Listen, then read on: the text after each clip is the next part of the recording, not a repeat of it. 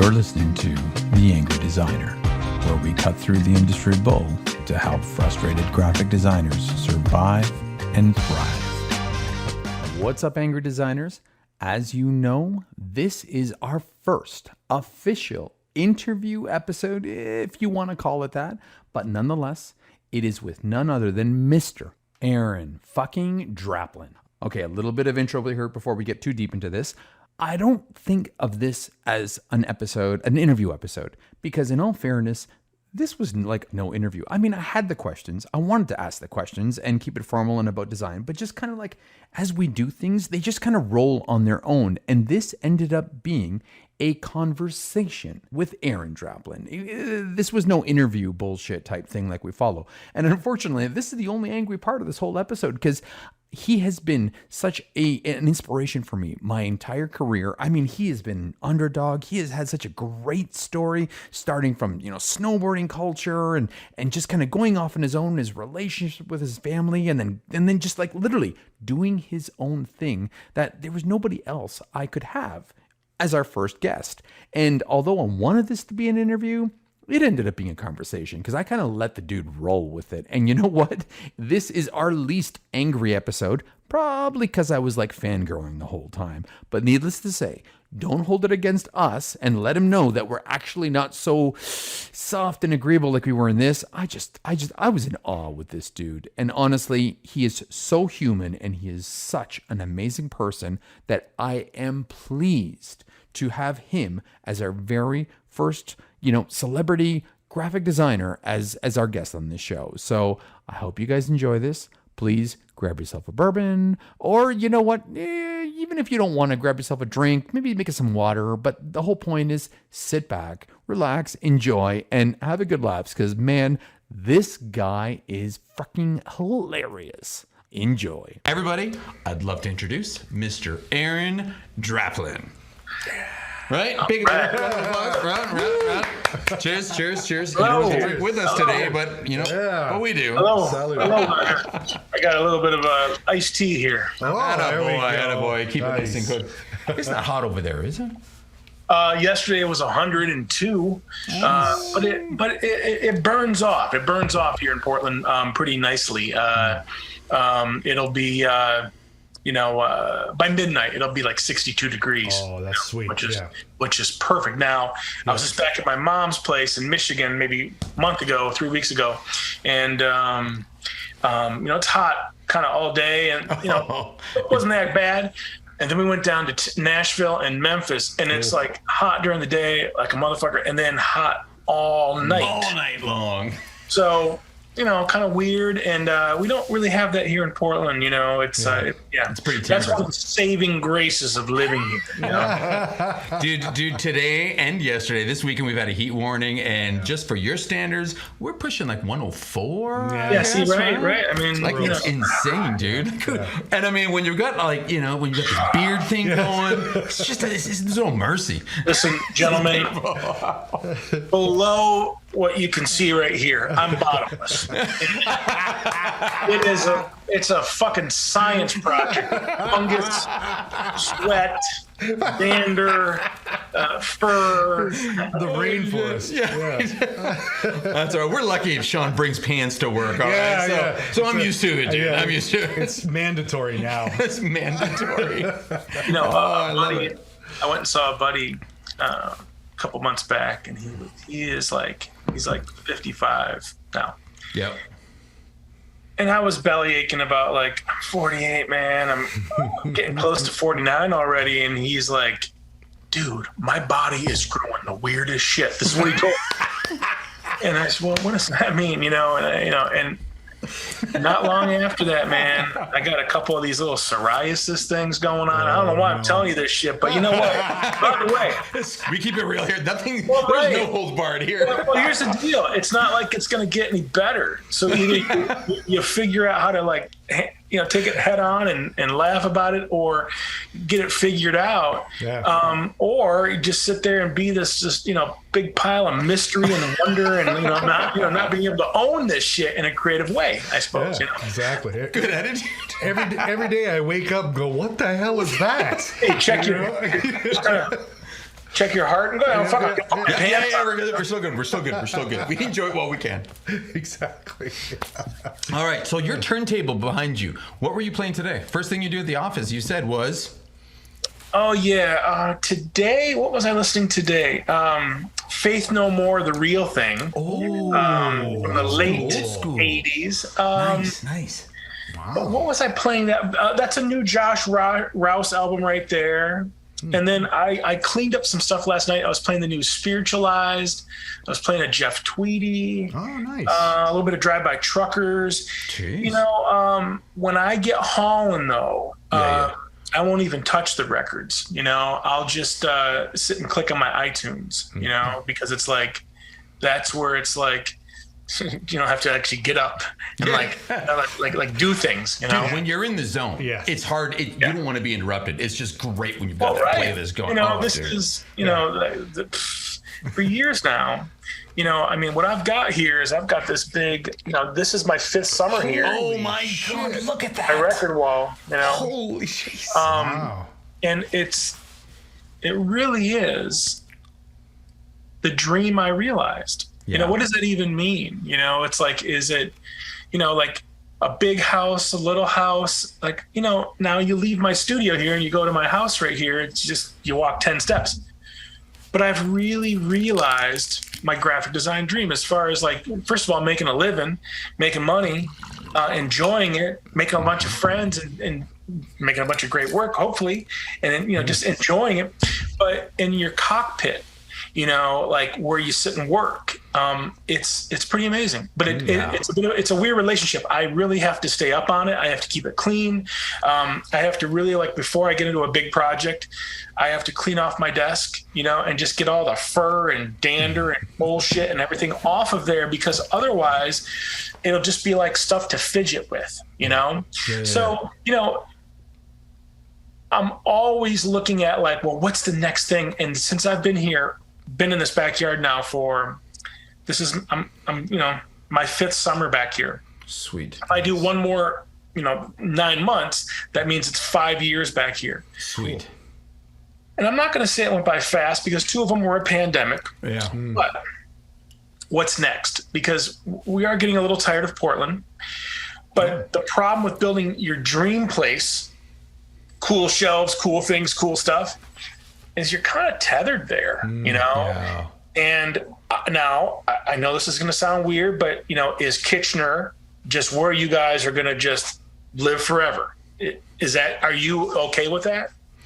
Well, so we had this conversation. It's like, there's definitely better places to move to. 100%. There's better places, right? Like we just had one of our team members out in Calgary, and he was like, he loved it. There was so much to do. The reason, and I can't speak for you, but the reason I came back to Kitchener-Waterloo, you know, was family. Right. And then it was because, I mean, the town itself is fucking boring.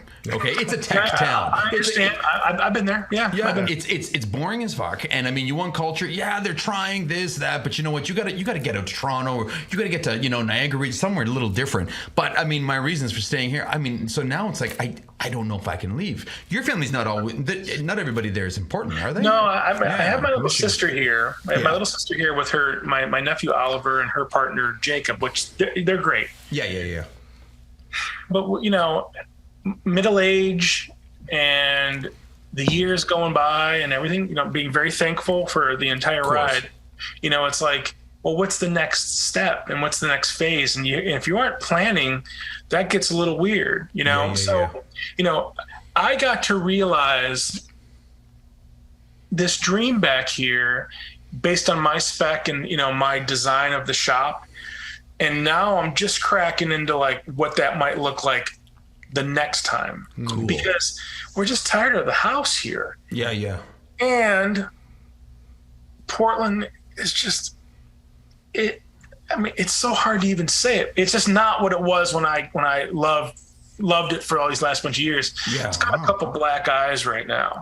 And it's weird and it's hard because, you know, just yesterday, the little theater from 1910, 10 blocks from me, didn't quite burn down, but damn near. And it had a ghost you know, like there's a yeah. ghost there and stuff, you know, ghosts, whatever. But Jeez. and you know, it almost died during the pandemic, and then this. Now, Yeah. how often are we going to see movies? But we used to. Yeah. And Part of the things history, We will dude. again. Yeah, exactly. well, things are just changing in my little situation here. So what I'm trying to be pumped on is like, all right, what would this next phase be? And I think it's got something to do with building a home somewhere. And, you know, I'm sitting on a fucking mountain of cash here because I paid this thing off. Yep. And this structure here is another 300 grand or whatever. Nice. And it's like you start to like put these things all together and you could bring a nice chunk home and build whatever the hell you want, right? Yeah. That's, you know, so like when I go on these podcasts and they say, well, what are a bunch of designers that you look at? I'm hard pressed to figure out some 5 new names. Yeah. I'm more and more interested in Karita Kent. Okay. You know, you guys know who that is? Sorry, but No. Okay, I well, will. you should go do a deep dive into the pool of Miss Karita. She was a nun, Sister Karita Kent. No It's like, way. but she jumped out. And by the way, prepare to be fucking blown away because it's not amazing. She was screen printing. She was making it was art. It's like the 70s, probably Yep. late 60s. A lot of handwriting, but it's not even necessarily the form that she does. It's the spirit. And it's going to sound a little, you know, she is a child of God and she's a servant of God. And I listen, I'm not really interested in all that stuff all that much, but I do like the idea of like being positive and making art that looks like that. Like, so she made these things that were like really uplifting. So what I'm looking at, you know, in these next bunch of years, it's like, you know, why I wanted to do this with you guys is, first of all, the name sounds pretty funny, you know, you Funny. Yeah. Come on. Well, it's like, you know, are they really pissed because there's an angle to be had there? You know, I know we Absolutely, talked there about is. a little bit of that ahead of time. Or is that just a funny little thing because it just sounds, it brings you in? But, you know, there's a lot to be pissed off about in my town. Yeah. And there's a lot to be pissed off about getting older. And there's a lot to be pissed off, you know, like, you know, I don't know, feeling more and more connected and yet disconnected. You know, if I hear some rat kid use the word literally wrong for the millionth time in just these last 3-4 years, I get it. It's something from our time, right? These last couple of years. But that's where it turns into this, like, I'm getting into this, like, kind of get off my lawn kind of zone, you know? And I don't know if I necessarily want to be that guy. No, you do. Angry. But well, and- you do what you don't, right? yeah. So you can be that guy and be pissed at the world, right? I find myself getting more and more grumpy on a daily basis. Oh, sure. I feel that I can relate to being grumpy Yeah, totally. more than I can to being happy sometimes. And plus- because everything's pissing me off lately. But I don't know if it's actually pissing me off or it's just because this is the way I talk and I always sound pissed off and I'm so fucking passionate. Yeah. But Well, yeah, you're on to something here, man. You know, to come and introduce myself to you guys, and it's like, you know, whatever you know about me, I hope it's good, you know. But it's like, man, I'm going through some shit right now where I really need to kind of wrap my head around what this next phase is going to be. And so what I mean by when I talk about like Karita Kent, like she really, I can't get enough of it. Yep. But if I see the latest, hottest, coolest thing, I'm just not really as interested in that anymore. In the same respect, you go put me on some blog that's like looking at like architecture for homes to build, Yep.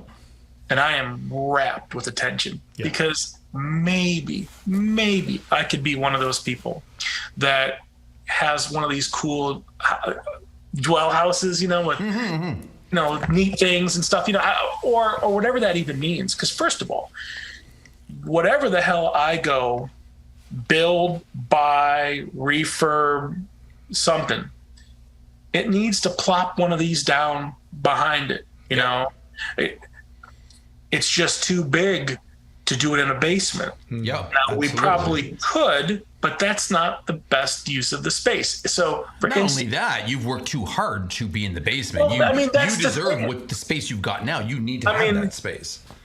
I heard this term about a dog that was getting rescued, and it was called a forever home. Yeah. And it means and I didn't, what is that? Oh, right. They're being adopted. It's forever home. He's with this family until he, kicks the bucket. And I'm really interested in that because it's like, all right, is this next place my forever home? Right? Because if it is, I'm fucking going all in. Yeah. And I'm going to spend every last penny to build awesome beams and awesome things because you need a home, you need a place, you need a bunch of USB connectors in the wall everywhere. and things to do. You know what I mean? Like, it's like, Totally. I don't even know how to wrap my head around that because that feels like something that rich people get to do. See what I'm saying? So I'm people with lots of money and shit. Now listen, I've done well. I saved it all. I've been good frugal. for you. But what's But it's cool, like, dude? I don't know how to think that way. See what I'm saying? Plan that way. So It's a different kind of rich, though, because again, and I don't want to sound all cheesy and shit, right? But right now, I mean, everybody always says rich, monetary, rich, money, this, that. Dude, just like we talked the other day, right? Yeah. We have the richest fucking lives, period. Oh shit, yeah. I mean, Because look, what are we doing for a living, right? We are big kids with crayons, but instead of crayons, we're using our computers, and we get to fucking draw and create and design. I think So what we were discussing was like, think about your insurance agent. Yeah. Do you think they are pumped like I was pumped to work on a Jack White poster today for Jack White? It's fucking cool. I was excited to do it. That's I like his new. I've been listening to his new records. I like what he does. I love his craft. I love the whole history of it. I love how he's good to all the roadies and my friends who work there in Detroit and Nashville and things like this. Okay, cool. And that is not the same for someone who is, I don't know, day trading or maybe making money is fun, right? Whatever. But the craft of this stuff of like enjoying what we get to do, it's pretty heartwarming, still. Well, think about it, because those guys, if they were in your situation, they would be looking at a house first, and they would pick a bedroom to put their office in, and they can do whatever the hell it is they do in any freaking office, right? Which is very different than what we do.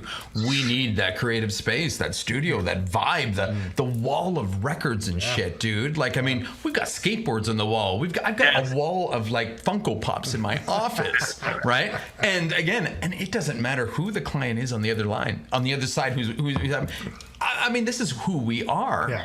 And you see it when people come in. You see it when people come in and they kind of like look around and go, whoa, this is actually pretty cool. I mean, the music or the access to just to be comfortable is a really weird privilege. Listen, you can be dressed to the nines and look like it and earn like it and act like it, but be uncomfortable as fuck. Like, I haven't worn, I have all these jokes about not wearing pants, but I seriously haven't worn a pair of pants in probably 2 years because why do I need to? Like, it doesn't really get cold enough here. Wait, didn't you say you wore the same pair of track pants for like 13 days straight during COVID? Yeah, come on, like, well, what the hell's a track pant? Fucking Canadian. What is that? The elastic waist, sweatpants. Sweatpants, exactly. With the poutine stains all over it. Dude, it's our process. It's our process. Work with us. I know. Fucking Tim Horton. I love Canada. In fact, you guys are taking applications. I'm getting real tired of America. Come on up, buddy. You already wear the tuxedo so well, the Canadian tuxedo. Yeah. Vancouver is exactly like where you are, and I know it is. No, but he's a Detroit boy. He's got to come back this side. Yeah, but it's Portland. This side. That you go up that way. Pretty cool. I know, you're right. Right. It's like if that is a beautiful corner of the world. Now, I know it's very problematic and it's expensive and stuff, and it's hard to get into it, But man, that is a beautiful corner of Canada, and incredible. Well, this is what we're wrestling with. It's like, do we go back to the Midwest? And I think the answer is kind of yes. And I think it's adding up in a weird way. So I've been looking at like Ann Arbor. I've been looking at because my mom is in the process of going from Traverse City, Michigan, down to about an hour away from Detroit, 45 minutes away from Detroit. So she will be moved in in the first week in October. Cool. So my life is going to change in a couple ways, where when I fly home, I don't go to Minneapolis, to Traverse City, Michigan, up north. Up here, I just do one straight shot to Detroit, right? Yeah. And then she comes and grabs me, and I spend time with my mom in Detroit, right? So she's from Detroit. So listen, like, fuck, man, do I go to Chicago? Do I go to Madison, Wisconsin, to Eau Claire, Wisconsin, Minneapolis? I love Minneapolis. Or I just go close to my mom. And without sounding too macabre or weird, my mom is 77. That's right. Let's hope she lives to 127. Yes, agreed. Let's say she makes another 10 awesome years. Maybe I just want to be there with her. I mean, fuck my mom. What about me making it? Right. Who cares about that old hag? What about me? She's wonderful, by the way. My mom's wonderful. And if you're listening right now, Mom, I want that $27 I lent you last week. Go Western Union that shit to Portland, Oregon right now, if you can even get into town. Thanks. Okay. What are we talking about here today? Because if you let I warned you. If you let me just go apeshit, I will just command this stupid stuff. I think we're fine here. You know what? You're right. You covered some really cool shit, and the big thing is angry about the whole fucking. We even talked about this about the ageism part in our industry, right? And what we're dealing with. And this was a big topic even on our podcast. Dude, it happens. And you're right. I mean, you said it, and I was just like, wow, like he's so right. There's a disconnect happening. Now, without sounding like a fucking megalomaniac. No. I know I'm a lucky person to have people looking at my stuff, and I know I've got my name out there. Like, I'm getting ready to go do another Adobe Max coming up here. Nice. So I'm really careful to get into that discussion and, play some game of like, oh, it's hard for me here. Listen, I do all right. And I've got stuff dangled in front of me every now and again that's like, oh my God, I'm going to do this Jack White poster. Okay, cool. Yes. It's pretty fucking cool. That's awesome. But are you guys hearing? I know I'm in a lucky spot. I'm just trying to first of all, make sure everyone knows I'm so thankful for all this. And you are. But it isn't the same path as some of my close friends who are just hammering on projects that they're either hustling for, they're having to pitch for, they're having to do things for. So are you guys finding that it's getting harder to do what we do as we get older, right? I mean, that's a big question. So in some ways, yes, and in some ways, no.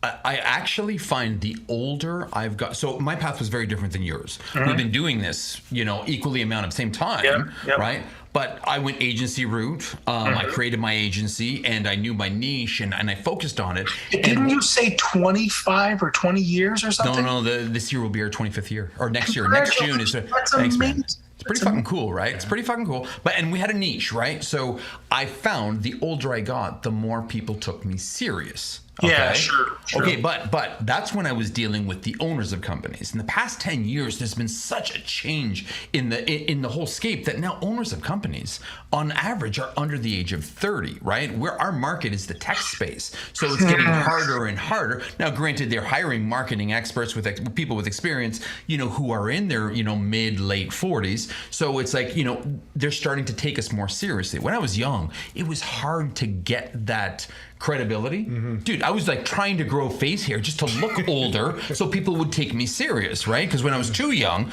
nobody believed a thing. And I do know that people struggle with that.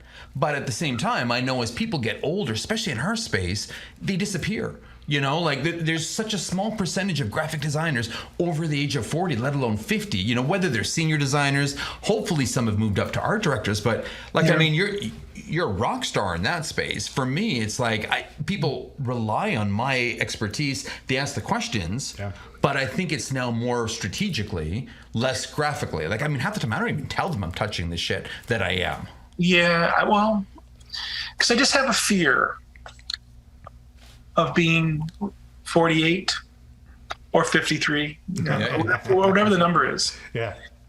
And trying to compete with some 22-year-old who's using the word literally every 9 words. and it's just not going to work. It's literally annoying. It's fucking, oh man. Yeah. Okay, now listen, I mean, I can laugh about it, or I can, grab it by the old Canadian cojones and just really give it a kiss, and say, you're not getting around this. It's just going to get weirder. So embrace shifting gears. Embrace not being the guy who's like, wow, so much of my existence, first of all, you just want to survive. My first set of hurdles was just paying off my school loans, Yeah. It wasn't to change the face of graphic design. It's never been that. I don't give who's number one. Who gives a shit? You can't take that, when you die, when Sean dies in the woods, in some Kitchener backyard in the woods. Elements, His backyard is the woods. Worms eating, asshole it out, Sean. I'm just saying. In about 40 years from now. Let's hope. Will it matter who was number one or who was number 43? That's why I love when people say, well, where are you at in graphic design? I say, I'm the 414th fastest graphic designer in the fucking nation. And, I'm working on getting to 413. Who gives two shits about any of this stuff? Exactly. It was about financial freedom. Yep. It was about creative freedom. Yep. It was about having your mind and not hating. Listen, I work for the man, whatever that means. I work for the man. Now today, the man was Jack White. Not a bad boss. Not a bad Pretty boss. fucking cool. Yeah. I keep saying that, because it's a fun project. But it's like, last week I was working for a little DVD company, and now is that the man? Sure. But the idea is, as I get into my coming up on 50, was I able to pull it off? Oh yeah. And should I even fret the next thing as much? Because here's the deal. What do you really need? You need shit overhead, right? So let's just say, like I was saying, I want to go build this house or something. Let's say I drop it all and go build this awesome place. Now, it doesn't need to have 9 bedrooms. It just needs to have a gigantic studio in the back that I can have my entire universe in, record wall, everything. Yeah. Okay. Find the supporting beam for the sex swing. You need it for those swings, dude. You need it. There's not tension in the huskiness. When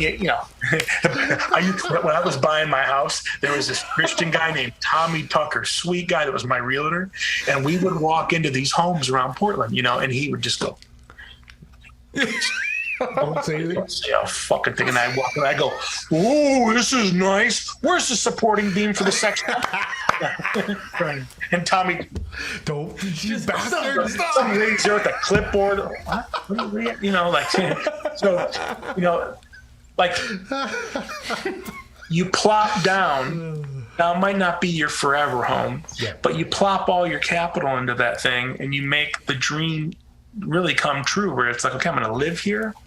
Now, this is if I never do another one of these travel events or speaking gigs or these privileged things I've been so lucky to do so many of, pre-pandemic.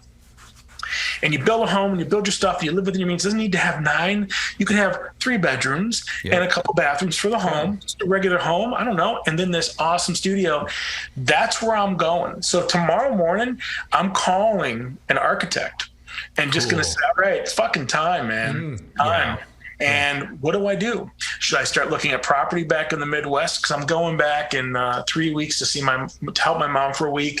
Should I start looking at property around Detroit? I'll be there in about 2 months. Should I, what should I do? And what is the way to attack this thing? You buy property first, and then you can start getting permits and things and stuff. Because, we're in this high market right now. If I sell my house right now, probably get the best spot for it, right? Yep. But where are you going to go? And it's,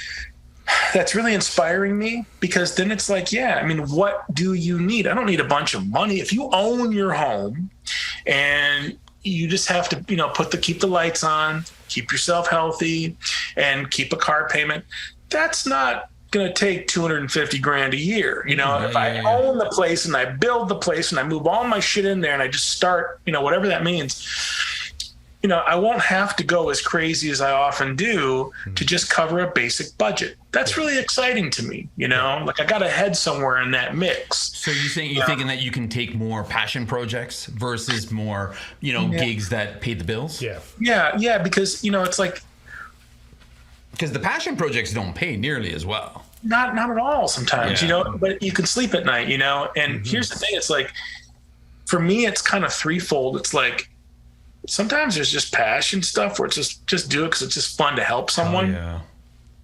All my merch and stuff, that's just my stuff. That's just me. Just me. I mean, I work on stuff and I make a little buck on it when I sell it. Third, I work for a client and I get paid, right? Yeah. And what happens if, you just kind of, you remove kind of two of those last two and you're really able to just help people or just fucking futz around, and not fret, because I don't know you guys. And,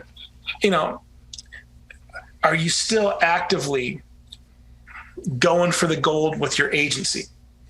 Yeah, that's as in trying to make more money for yourselves and your families. And so how many people work at your agency? 10. Okay. So that means you've got 8 other people you guys got to figure out. Yeah. Right. I mean, that's, that's a lot. And by the way, they're not like, it's not like here's where you put the food into their mouth, like whatever. No, they can take care of themselves. Yeah. I watch over my mom, my girlfriend, my sister, my other sister, whatever, in a lot of respects. And it's like, it's not even 8, why I ask that is because that pursuit is really interesting to me, because I'm really looking around me to see examples of like friends or colleagues or people I look up to who are like, no, I'm done with that shit. I don't need to go for the goal. I mean, I what I mean by that is I fill my entire day with stuff. Yeah. What if my entire day isn't filled with trying to make? It's more like just be. Enjoy yourself. Now, I will say, when we moved into the backyard here, I've had a whole bunch of that, just sort of enjoy being, because I can sleep in whatever I want. I don't have to, maybe you have to get up for a call or a podcast or, some client deal. A couple summers ago, I worked on like a big project for some people out of like Boston. Mm-hmm. And I had to get up every morning at like 7, but it was only for about a month. Mm-hmm. I made a shit whack of money. Mm-hmm. But what's interesting is it was like, I didn't even need to do it. Yeah. I mean, yes, I made a bunch of money, but I didn't even need to. I make enough with like selling dumb, T-shirts and DVC things and field notes and Skillshare videos and stuff. It's like, going into this next phase, every year I try to look back at that last year and say, okay, well, what did I release myself from? What did I take on? That became another 10 fingers. Like I only have 10 fingers. Did I grow another finger? Did I chop a couple off? Because I will say in the last 5 years, I've chopped the client work off a whole bunch, as in the most volatile, start you, kind of mess with you kind of thing. Really? Yes, you make the best money, but it's the most volatile. That Absolutely. means they can, not to mention, I saw on your list, have you ever been stiffed by a client or whatever? It's like, not really, because I kind of vetted them. And they came to me, and then they're held to account with other things. I mean, sure, there's been a couple moments, but it's hard to even think about, I don't really have good examples. I mean, there's been a couple, but that's just one meaty phone call saying, hey, so I see what you're doing. Fuck you. Fine. Right. You want to keep your $2,500?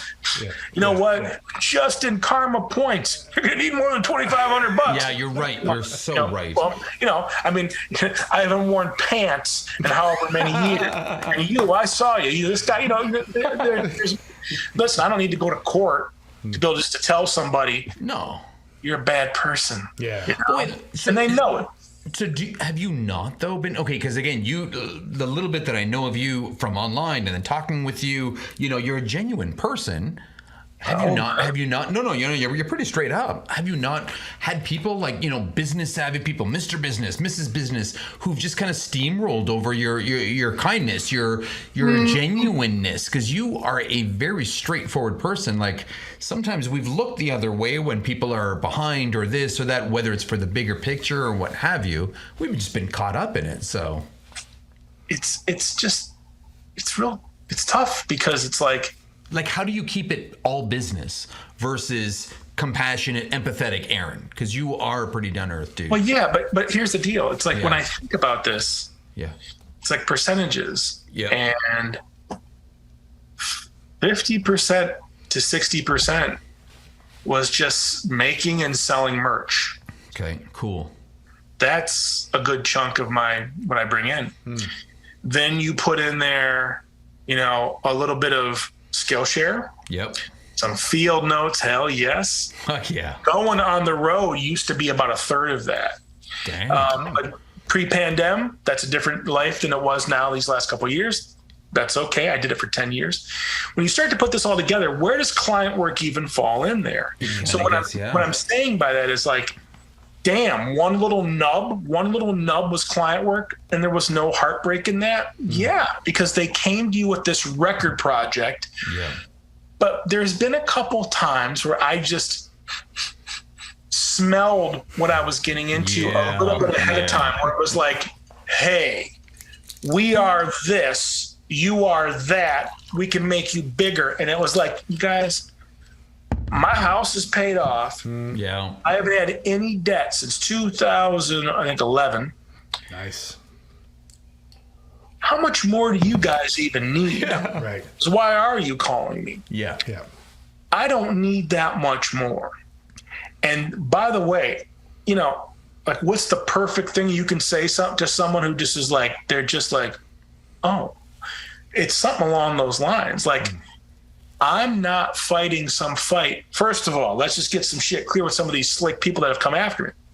I am not going to fight this fight to make you a bunch of money. You know what I mean? Cool. That sounds horrific. That's kind of businessy and kind of tough guy thing. But it's like, why couldn't you come to me and say, we need you to fight this fight to help 20,000 people? Yeah. No, it's to help this one asshole make more money for something. I'm not interested. So I saw that from a little bit farther out than I should have, and luckily, I haven't had to like just to be blunt. There's a couple things in town here that I invested money into that died. Hurts. Yeah. But it's okay. I tried. I tried. Yeah. And little ventures and little things. Other things, I've done the exact same thing for it, and I get dividend checks once a year that are pretty good, right? It's like, well, you win a couple, you lose a couple. There's only been a couple that have been like kind of sour, but I put myself into that. The stuff that gets scary, and this is sort of this, I don't know, a hypothetical sort of situation. You put your heart into something, you have a bunch of capital lined up, and then some fucker messes you over, and then what says lawyer up? Yeah. You guys have experienced that. My heart goes right to you because I haven't been in that situation. The only time I've had to get a lawyer was to go and just protect my IP because someone ripped off my stuff playing offense. And by the way, it was as despicable as one could, make fun of. Even playing offense. I'm not saying the lawyers were bad. I'm not saying, that, by the way, they take a big old hefty cut out of that shit and look you right in the eye, Well, here's the deal. Even having to go play offense just sucked. So how do you shed all these things down to, I need 3 fingers to live. Yeah. And I can sell some cool art and sell some cool merch, make a living, and get my shit together. So, here's what I'm trying to say is like, I don't know why I'm telling you about this, but I'm going to talk about it in my Adobe talk. I went to the doctor about, it's been about 4 months. I hadn't gone to the doctor unless it was forced. I hadn't gone to the doctor since I was 22 years old. Damn, now, dude. Now, listen, I'm no pillar of health, but I don't drink, I don't smoke, whatever. I mean, I'm a chunky guy, fine, pleasantly plump, but Husky, we call them up here. just fucking muskox over here. But what people need to understand is like whatever I was at high school, you put on. Ready for this shit? It's been 30 years. You put on 3 to 4 pounds a year. That's 120 extra pounds. Suddenly you can be okay. Now listen. Yeah. As part of this, trying to like take a look at a broader scope of what these next 20 years or whatever it might be looking like. I went 4 months ago. Terrified. You. Now, about 12 years ago, I had an appendix out. I didn't ask for that. It had to come out. It was a bit of an emergency. They check all your stuff. I got a good review. Doc says, hey, you got to get smaller. Figure it out. Yeah. Okay, well, whatever. So, you coast on that, the fumes on that for a long time. But my mom's concerned. My girl's concerned. Yeah. And then I get, I think I said something about these little psoriasis things. I got a couple of these little things going on. Yeah. Now I can go to people and go, would you like a little bit of parm on your salad? He's scraping off there. My buddy Evan's joke. My buddy Evan does that. He's like that high-end chef, eh? Aaron walks up for the cheese, elbow. Well, because these things are these couple changes, I just can't solve them by myself. I need to go ask for a little bit of help. So I went in and listen, I got a pretty good review. I mean, there's a couple things we got to work on. I got some meds, I got some stuff, I got some blood pressure things and whatever. Yeah. But it really made me think like, and by the way, 27 pounds down since I'll be Massimo sized by the year 2046. Massimo's at the merch table, DDC merch table going, medium or the large? And I'm going, shit. That was 5th grade for me. I don't know what you guys got in the Canadian system, It's the same. Yeah. Oh, yeah. At the merch table, I see some guys. To your child section, okay? Honey, can I get the medium? Get the fuck out of here. It's one leg for me. Angry designers, huh? Well. Right now we're the laughing designers. So to go to this doc and just basically surrender myself and say, I'm afraid. I'm not feeling something bad, but what are you going to find? And by the way, I got past a gigantic personal hurdle there. Now, here's why I'm gonna, I'm fumbling trying to talk about it now. No. But there's a lot of people that are afraid to go in, and for any number of reasons. And we live sedentary lifestyles. We sit on our asses. Listen, you go work out. You go do. I go to a trainer, but I'm still this. Okay. But we sit on our ass and we make money and we live this way, and you have to offset that. So listen, I went and asked for some help, and it's like, okay, now could I just go make more logos and make more money and make more shit? Yeah, but that's become one little appendage on my set of 10 where it's like, all right, I'm really listening now, and I'm taking and getting help, and some of it's painful. I have a dietitian just to listen to I keep track of what I eat, and she takes a look and got a pretty good review there too, but it's like we're making some tiny changes. I find this insanely interesting, right? Because first of all, it's dipped in a whole lot of embarrassment because that is irresponsible. And if I can be this person to say, well, shit, don't do what I did, it's not cool. It's not, you don't want to be, messing with the people you love, saying, I don't want to go because I'm like a 6-year-old who's afraid of going in, Yeah. But the thing is like, I find that really interesting to like, how could I illustrate that? How could I make light of that and try to help some other kid who might be, instead of 48, 28, 38, afraid, and have 20 years on top of it to say, no, go in, poke you. You should have seen me with the fucking phlebotomist. You know what a phlebotomist is?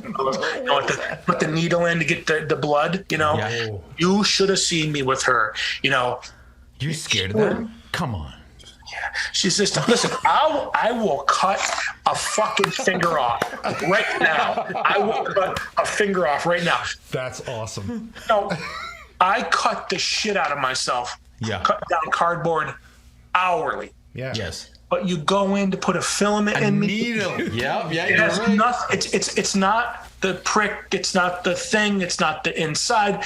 It's what the fuck are they gonna find that I can't see? I can see, dry patches and little things, and what's wrong with this face. I can see all that. It's pretty easy. Yeah. But. Oh, wait, I see it. Hold on, I saw it. I can only go so deep, I mean, we'll get to other angles and other spots. No, please hold no. But it's like, you should have seen me with this woman. Yeah. I was reduced down to whatever, just sitting there in tears because I was like, you're back to being a child. Yeah, absolutely. Well, it's like, you are going to put this thing in me and you're going to find this thing. Yeah. And then you're going to go give it to this.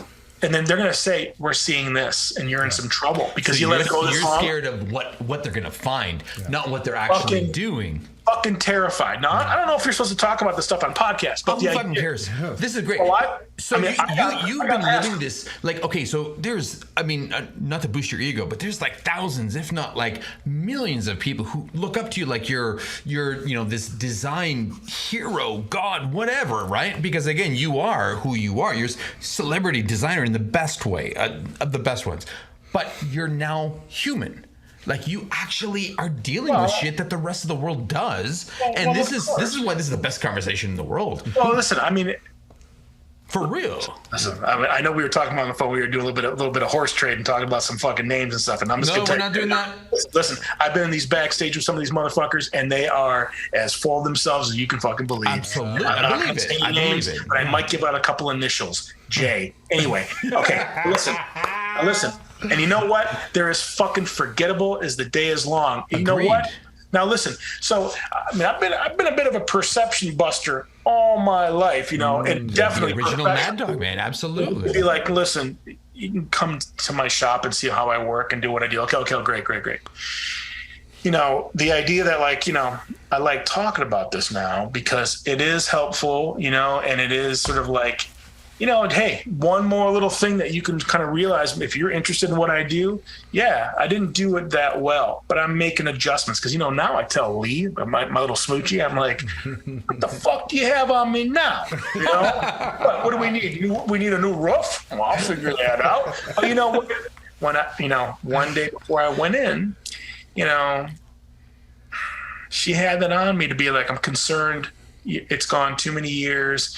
You take care of a lot of people. We're all concerned for you, and you just need to go and be better about this. And it was like, right, but it's like the peak is getting larger and larger. The zenith, the scare, the whatever, the fear. Okay. With this phlebotomist, in this moment of moments, she wants to put it right here, and I'm like, you got to dig around for the fucking vein because I've had a phlebotomist miss one time, and you'll never forget that. I'm biting on a horse hoof, and she does it. So what she did it in my vein. Oh, yeah. She did it in my vein because I was like, well, can you just do that? Can you just do that? And she's like, yeah, and didn't even. It's just a mosquito bite, no problem. But here's the thing, I did it. And I got past it. Yeah, good. And I am very light on my toes, right? These last 4 months because I got a doc now. His name is Dr. K, and I can't say it on this podcast, but he'll go, Aaron, you can ask me anything. And I'll ask him fucked up shit, just to see what he'll say. He's a very sweet, measured guy, He's, but I have someone I can ask all these. Why am I itching on, whatever? He's like, well, you got to go talk to a derm. So okay, fine, dermatologist.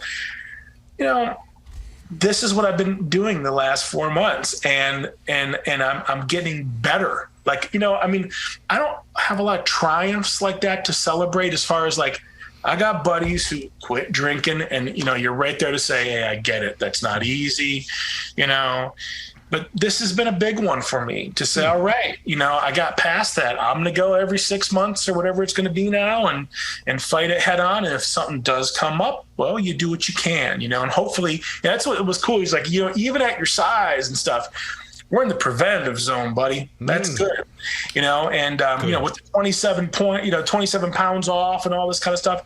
What if that turns into 54? Yeah. Hell yeah. What if that 54 turns into another 27? 108. Never mind, go big. Man.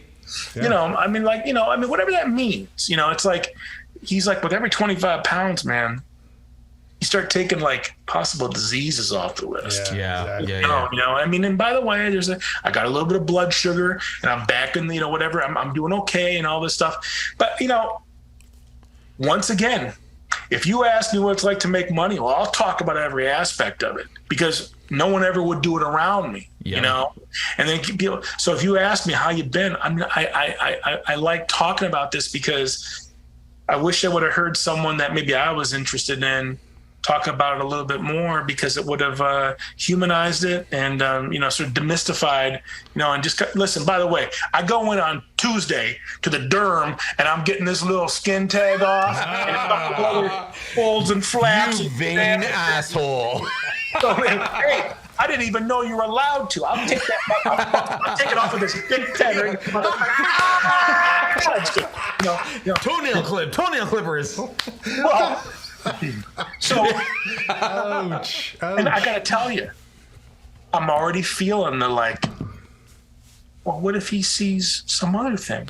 Yeah, of course. And it's like, well, okay, Aaron, that's what humans feel, stupid. Right? Okay, I know. It's like you try to avoid all this stuff, and anyway, I'm going in on that. And then, then 4 months from now, I'll go in for another check with the doc and so on. But, here's what I'm getting at. It's like, if anyone's listening to this bullshit who is 48 years old and is an angry designer or whatever you want to call it, or a mellow, peace-loving motherfucking designer, whatever it is, and you're afraid of that, fucking go in, man. Ask for a little bit of help. I asked her. Even like the front desk receptionist, I was like, I want to run to the door. Yeah. Yeah. I'm not trying to be cute, but I want to run. Can you just make sure that they know I'm really scared? Yeah. And she was, yes. Thank you. Instead of trying to like, I don't know, like just, tough it out or some shit, grow a pair or suck it up or really No. Fuck that. I asked for the fucking help because maybe they understand techniques. Maybe they understand psychology. I don't. How do you get a 5-year-old in there? Or it's it's just the fact that they employ our type of mentality and they're a little bit more empathetic to the way they talk to you, the way they, answer to you. And like, honestly, I'm going through this shit right now, not personally, but with my father. And it's a shitty thing to go through right now. And sometimes you have some nurses, they're godsend. You know what I mean? They are empathetic. They know what to say. Other ones, they're like fucking robots. And I am like, and I mean, this kind of goes whether we are heightened empathetically, like to the way people are, but it's just like you appreciate, being connected to humans that much more when you're starting to see what. Fucking how vulnerable we all are. Oh, dude, I'm right there with you, dude. I got a little bit of trouble. Nothing bad, but I got in a little bit of trouble a couple of years ago. My mom, about 10 years ago, had bladder cancer. Oh, fuck. And first of all, it's not like it's elbow cancer. No, it's I know. inside her part. So first of all, I'm like, just you guys better be gentle with my fucking mom. So anyway, we go back. I'm back in Detroit, or I'm back in Michigan, and we go to one of her checkups. Yeah. And the doc is just like kind of laughing about it, like, oh, this is one of the easy cancers. Like, I don't give a fuck. It is cancer of this one hair on this beard. Yeah. Do not make light of this. Now, I get it. He works with some horrible sorts of cancers, and we didn't have that to deal with. But I couldn't handle it. And here's where I got in a little bit of trouble. I kind of snapped at him, and I said, hey, man, my mom might not be afraid, but I am.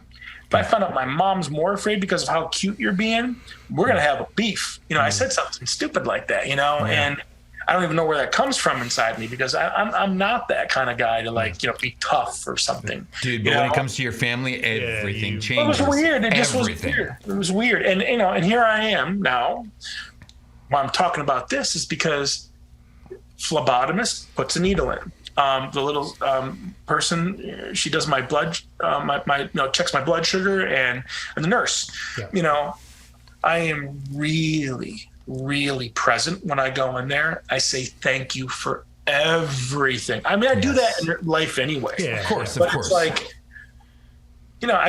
last time I went in, I got a pretty good little, some points went down, the weight went down, it's all going in the right direction. Yeah. And, I was afraid it wasn't going to be that way.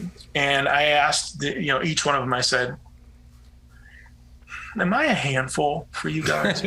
Just fucking tell me, because I'll calibrate. I won't be as many questions, or I won't be as afraid, or I won't be, I want to be one of your easy ones. And she just looked at me and she was like, honey, don't you worry about a thing. You did great. Because I don't know. I have no, okay, here's the deal. You go to Adobe Max, big Adobe Max, talk about stuff, get a big fucking paycheck.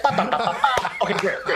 But am I a good Adobe Max guy? I hope so. Did you have a good time seeing this thing? I hope so. Was I good smuggling all that merch in? Yes, I was. But did I make a shit whack of money? Because this is pre-pandemic. These. So the idea is, did I get a good review? Because that is important to me in these exchanges in graphic design. It's important with when my UPS guy comes, Ian. Nice. Nice. Thanks. Good for you. Good for you. You don't just gonna go put the fucking box there. Yeah. No, I fucking hate that. No. You stop them and say, "Hey, man, how you been? Nice to see you." Yeah. I have conversations with them let me all the get you a time. cool drink. Are you allowed to accept a drink? That kind of thing. Just get a bottle of water. A little something, a little LaCroix. Anywho, all right. Go on to the next question, because now that I've exposed all the folds and flaps and Oh fuck, dude! At this point, you know what?